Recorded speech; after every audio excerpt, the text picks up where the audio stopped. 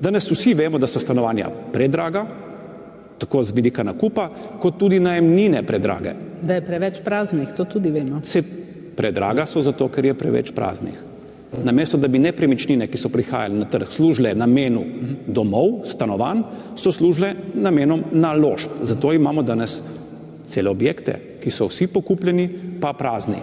Taki objekti, taka stanovanja bodo obdavčena. Namen pa je, da jih ali spravijo na trg, najboljše pa da jih spravijo med najemna. Ker kdor se bo odločil, da stanovanje, ki je danes prazno, oddaja v najem, se mu bo davek za najem odbil od davka od nepremičnine. Verjamemo, da bo to spodbudilo pretok stanovanj, spodbudilo, da bo več stanovanj oddajeno v dolgoročni najem. V Sloveniji je približno 690 tisoč ljudi, ki imajo eno stanovanje, eno hišo in naj jasno povem, za te ljudi se ne bo spremenilo nič. Osnova za davek je posplošena tržna vrednost nepremičnin, ki jih pripravlja geodetska uprava. Od tega se obračuna davčna stopnja, davek v višini 1,45%. No, to obveznost pa se lahko zniža za kar četrtino vrednosti najemnin. Če so te nepremičnine uradno oddane v dolgoročni najem in se torej plačuje tudi ustrezen davek od najemnin. Konkreten primer. Gre za 45 kvadratnih metrov veliko stanovanje v Ljubljani, ki jo vrednoteno na 162 tisoč evrov. To pomeni 2350 evrov davka na nepremičnino. Če pa se stanovanje uradno oddaja v najem, se lahko odšteje 25% vrednosti najemnin. Pri najemnini recimo 500 evrov na mesec oziroma 6000 evrov na leto, to pomeni 1500 evrov, s čimer se davčna obveznost od davka na nepremičnine zniža na približno 800 evrov na leto. Zagotovo pa ne na način, kot je bil predstavljen, in zagotovo ne za obdavčitvijo regresa ali potnih stroškov, zagotovo ne z uvajanjem novih nepremičninskih davkov. Ko bomo to uredili, potem se lahko posvetimo premoženju. Ne govorimo o nepremičninah, govorimo o premoženju.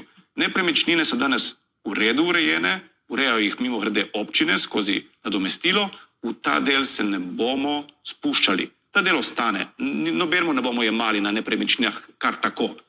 Ampak ključno je, da najprej najdemo načine, kako povečati neto prejemke.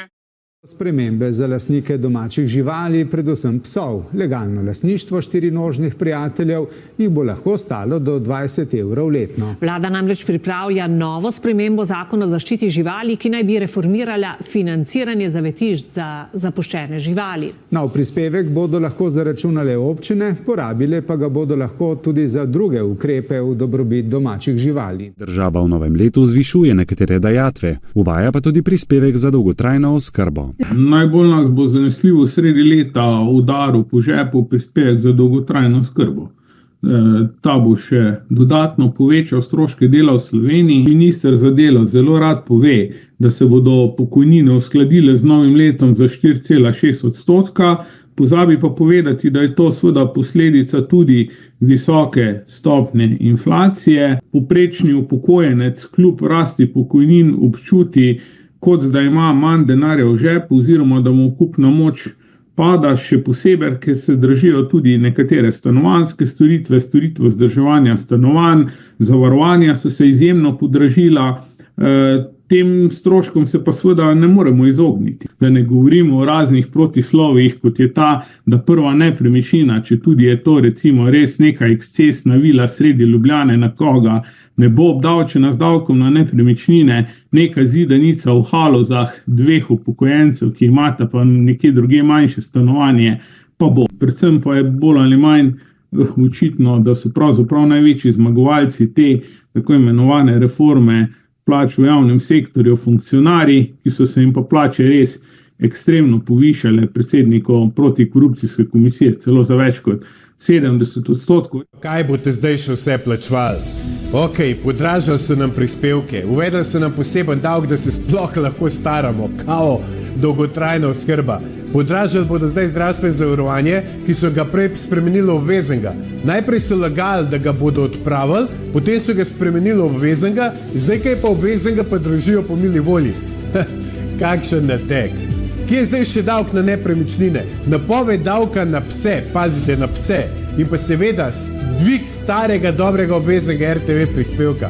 Prispevki bi se mogli poceniti, na ta način dvigati plačo, povečati kupno moč, s tem pa denaren obtok.